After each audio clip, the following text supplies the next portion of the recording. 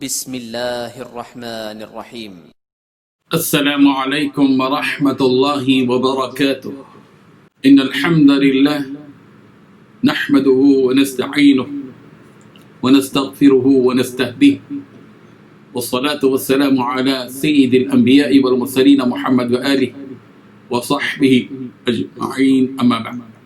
حاضرین و ناظرین، یہ درس نمبر 929 ہے، 929، اور آج سورہ ہود کی 2 آیتوں کی تلاوت اور تشریح کی جائے گی، آیت نمبر 94 اور 95، 94 and 95۔ چلیے سب سے پہلے ان 2 آیتوں کی تلاوت کرتے ہیں، لفظی ترجمے اور ترجمے کے بعد تشریح کرتے ہیں۔ اعوذ باللہ من الشیطان الرجیم، بسم اللہ الرحمن الرحیم۔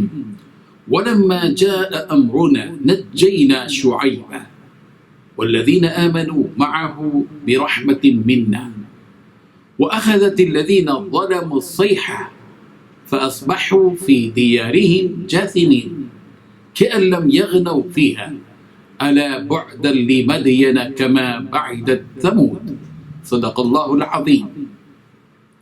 ولما، اور جب، جاء آیا، امرنا ہمارا حکم یعنی عذاب، نجینا تو ہم نے نجات دی، شعیباً شعیب کو، والذین اور ان لوگوں کو جو آمنوا ایمان لائے تھے، معه ان کے ساتھ، برحمت منا اپنی رحمت سے، وأخذت الذین اور پکڑا ان لوگوں کو جنہوں نے ظلموا ظلم کیا، الصیحہ چیخ نے، فأصبحوا تو وہ ہو گئے، فی دیارہم اپنے گھروں میں، جاثمین گھٹنوں کے بل گرے ہوئے، کأن لم یغنوا گویا کہ وہ نہ رہے تھے، فیہا ان میں، الا آگاہ رہو، بعدن دوری ہے، لمدین اہل مدین کے لیے، کما جیسے بعدت دور ہوئے تھے، ثمود ثمود۔ ترجمہ یوں ہے، اور جب ہمارا حکم آ پہنچا تو ہم نے شعیب کو اور جو لوگ ان کے ساتھ ایمان لائے تھے ان کو اپنی رحمت سے بچا لیا، اور جو ظالم تھے ان کو چنگھاڑ میں آ دبوچا تو وہ اپنے گھروں میں اوندے پڑے رہ گئے، گویا ان میں کبھی بسے ہی نہ تھے۔ سن رکھو کہ مدین پر ویسی ہی پھٹکار ہے جیسی سمود پر پھٹکار تھی۔ ان 2 آیتوں میں 5 باتیں بتائی گئی ہیں۔ پہلی بات، جب ہمارا حکم آ پہنچا تو ہم نے شعیب علیہ السلام کو اور جو لوگ ان کے ساتھ ایمان لائے ان کو اپنی رحمت سے بچا لیا۔ دوسری بات، اور جو ظالم تھے ان کو چنگھاڑ میں آ دبوچا۔ تیسری بات، اور وہ اپنے گھروں میں اوندے پڑے رہ گئے۔ چوتھی بات، گویا ان میں کبھی بسے ہی نہ تھے۔ پانچویں بات، سن رکھو کہ مدین پر ویسی ہی پھٹکار ہے، لعنت ہے، جیسے سمود پر پھٹکار تھی، لعنت تھی۔ بزرگان محترم، قوم شعیب اپنی سرکشی، نافرمانی اور مخالفت پر تلی رہی اور بت پرستی کے جرم پر قائم رہی، اور اس قوم نے ناپ تول میں ڈنڈی مارنے کا سلسلہ جاری رکھا۔ حضرت شعیب علیہ السلام کی نصیحتوں کو اس قوم نے تسلیم نہیں کیا، تو پھر وہی ہوا جو دیگر قوموں کے ساتھ ہوا کہ اللہ تبارک و تعالیٰ کا عذاب اس قوم پر آیا۔ اللہ تبارک و تعالیٰ کا ہر قوم اور اس قوم کے نبی کے ساتھ معاملہ یہ رہا کہ جب بھی عذاب آیا تو اللہ تبارک و تعالیٰ نے اس ظالم قوم کو تو ہلاک کیا، لیکن اس قوم کے نبی کو اللہ تبارک و تعالیٰ نے نجات دی، اور اس نبی پر جو ایمان لانے والے تھے اللہ تبارک و تعالیٰ نے ان کو بھی نجات دی۔ سورہ اعراف کی آیت نمبر 165 میں ان لوگوں کی نجات کی بات کہی گئی جو لوگ برائی سے لوگوں کو روکتے ہیں، ان لوگوں کے لیے عذاب کی خبر دی گئی جنہوں نے ظلم کیا۔ فرمایا فَلَمَّا نَسُوا مَا ذُكِّرُوا بِهِ أَنجَيْنَا الَّذِينَ يَنْهَوْنَ عَنِ السُّوءِ،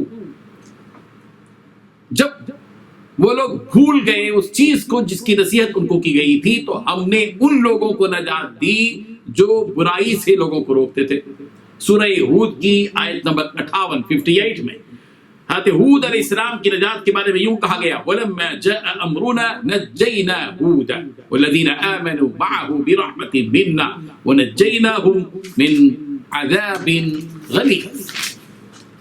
اور جب ہمارا حکم آ پہنچا تو ہم نے ہود کو اور ان کے ساتھ مسلمان ساتھیوں کو اپنی خاص رحمت سے نجات عطا فرمائی اور ہم نے ان سب کو سخت عذاب سے بچا لیا.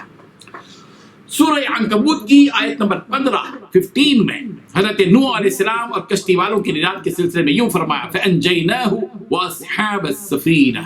ہم نے نوح کو اور کشتی والوں کو نجات دی. سورہ ہود کی آیت نمبر 66 میں حضرت صالح علیہ السلام کی نجات کے بارے میں یوں کہا گیا فَلَمَّا جَاءَ أَمْرُنَا نَجَّيْنَا صَالِحًا وَالَّذِينَ آمَنُوا مَعَهُ بِرَحْمَةٍ مِنَّا. اور جب ہمارا عذاب آیا تو ہم نے حضرت صالح کو اور ان کے ساتھ جو ایمان لائے تھے ان کو اپنی رحمت خاص سے بچا لیا. اور ان کی قوم پر عذاب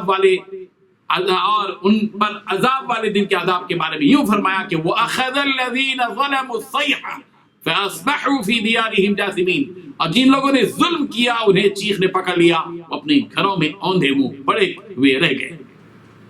حضرت شعیب علیہ السلام کی قوم کے ان ظالموں پر جو عذاب آیا وہ عذاب کیا تھا؟ ایک چنگھاڑ, ایک چیخ تھی. ایک چیخ کی شکل میں وہ عذاب آیا. اس قوم کی ہلاکت اور تباہی کے لیے رب ذوالجلال کی جانب سے آئی وہ چیخ, وہ چنگھاڑ ہی کافی ہو گئی. قوم کے ظالم لوگ اپنے گھروں میں اس طرح اوندے پڑے رہ گئے کہ گویا وہ لوگ ان میں تھے ہی نہیں. سورہ اعراف کی آیت نمبر 91 میں حضرت شعیب علیہ السلام کی قوم پر آنے والے عذاب کے سلسلے میں یوں کہا گیا فَأَخَذَتْهُمُ الرَّجْفَةُ فَأَصْبَحُوا فِي دَارِهِمْ جَاثِمِينَ. بس ان کو ایک زلزلے نے آ پکڑا, وہ اپنے گھروں میں اوندھے کے اوندھے پڑے رہ گئے. یہاں قوم شعیب پر جو عذاب کی بات کہی گئی ہے وہاں رجفہ کا لفظ استعمال کیا گیا, زلزلے کا. اور سورہ ہود میں الصیحہ کا لفظ یہاں پر استعمال کیا گیا.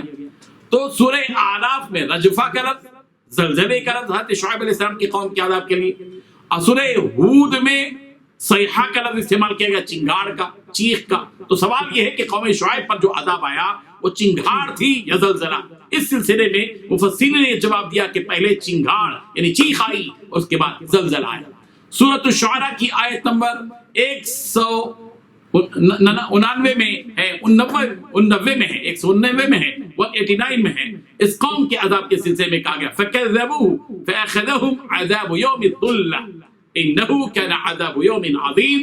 چونکہ قوم شعیب نے حضرت شعیب علیہ السلام کو جھٹلایا تو انہیں سائبان والے دن کے عذاب نے پکڑ لیا. وہ بڑے بھاری دن کا عذاب تھا. اسی سورۃ الشعراء میں قوم شعیب کا یہ بیجا مطالبہ بھی مذکور ہے کہ اس ظالم قوم نے حضرت شعیب علیہ السلام سے کہا تھا کہ فَأَسْقِطْ عَلَيْنَا كِسَفًا مِنَ السَّمَاءِ إِن كُنتَ مِنَ الصَّادِقِينَ.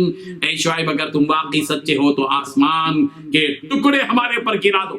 ابن عباس رضی اللہ عنہ فرماتے ہیں کہ 7 دن تک سخت لو چلتی رہی قوم شعیب پر, جس سے ان کے بدن پک گئے اور کنووں اور چشموں کا پانی سوکھ گیا. وہ گھبرا کر جنگل کی طرف نکلے. وہاں دھوپ کی شدت اور نیچے سے گرم زمین نے ان کے پاؤں کی کھال ادھیڑ دی. پھر ایک سیاہ بادل سائبان کی شکل میں نمودار ہوا. وہ سارے کے سارے خوشی کے مارے اس کے سائے میں جمع ہو گئے. اس وقت اچانک بادل سے آگ برسنا شروع ہوئی جس کے سبب یہ قوم ہلاک ہو گئی.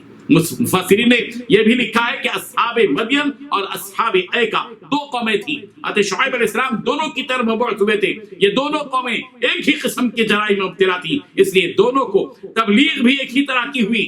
اور ان میں سے پہلی قوم کو الصیحہ یعنی چیخ سے ہلاک کیا گیا اور دوسری قوم کو یوم الظلہ کے عذاب میں مبتلا کیا گیا. گزری ان قوموں سے ہم سب کو سبق حاصل کرنا چاہیے اور ان جرائم سے بچنا چاہیے جو جرائم عذاب کا باعث بنتے ہیں. اللہ تعالی ہم سب کی ہر قسم کے عذاب سے حفاظت فرمائے اور ہم سب کو محفوظ رکھے. وآخر دعوانا الحمد للہ رب العالمین.